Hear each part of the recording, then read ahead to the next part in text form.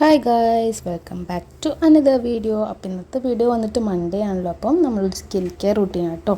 അപ്പോൾ ഫസ്റ്റ് തന്നെ ഞാൻ എന്താ ചെയ്യണമെന്ന് വെച്ച് കഴിഞ്ഞാൽ എൻ്റെ ഒരു സ്കിൻ കെയർ ഓയിലുണ്ട് കേട്ടോ. എൻ്റെ ഉമ്മ ഉണ്ടാക്കിയതാണ്.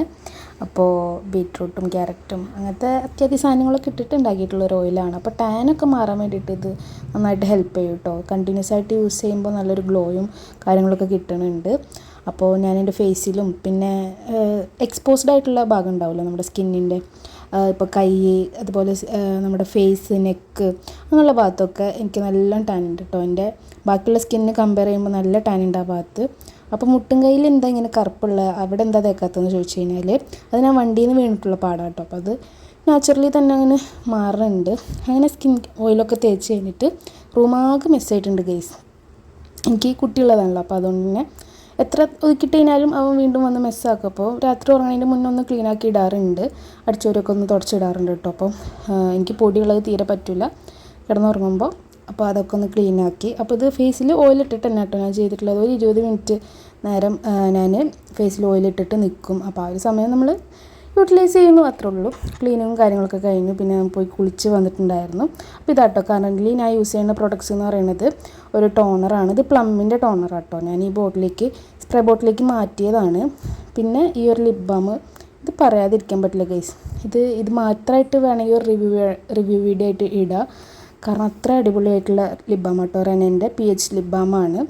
പിന്നെ ഒരു നൈറ്റ് ജെല്ല് പ്ലമ്മിൻ്റെ ടീ ട്രീ വേരിയൻ്റ് ആട്ടോ ഞാൻ യൂസ് ചെയ്യണത്. അതെന്താണെന്ന് വെച്ച് കഴിഞ്ഞാൽ ഈ ആക്നെ പ്രോൺ സ്കിന്നുകാർക്ക് നല്ല ബെനിഫിറ്റ് അല്ലെങ്കിൽ നല്ല റിസൾട്ട് തരുന്നൊരു സീരീസ് പ്രോഡക്റ്റ്സ് ആട്ടോ ഈ ഒരു ടീ ട്രീ വേരിയൻറ്റിൽ വരുന്നത്. അത് നിങ്ങൾക്ക് ആക്നെ പ്രോൺ സ്കിൻ അല്ലെങ്കിൽ ഓയിലി സ്കിന്നൊക്കെ ആണെന്നുണ്ടെങ്കിൽ യൂസ് ചെയ്ത് നോക്കൂ. എന്നിട്ട് റിസൾട്ട് ഉണ്ടോ എന്നുള്ളത് പറയട്ടോ. എനിക്ക് നല്ല വർക്കൗട്ട് ചെയ്തിട്ടുള്ള സാധനമാണ് ഈ ടീ ട്രീ വേരിയൻസിൽ വരുന്ന ടോണറാണെങ്കിലും മോയ്സ്ചറൈസർ ആണെങ്കിലും ഇനി പൈന് പൊങ്കലിടും. പിന്നെ അതിൻ്റെ തന്നെ സൺസ്ക്രീൻ ഉണ്ട്, നൈറ്റ് ജെൽ ഉണ്ട്.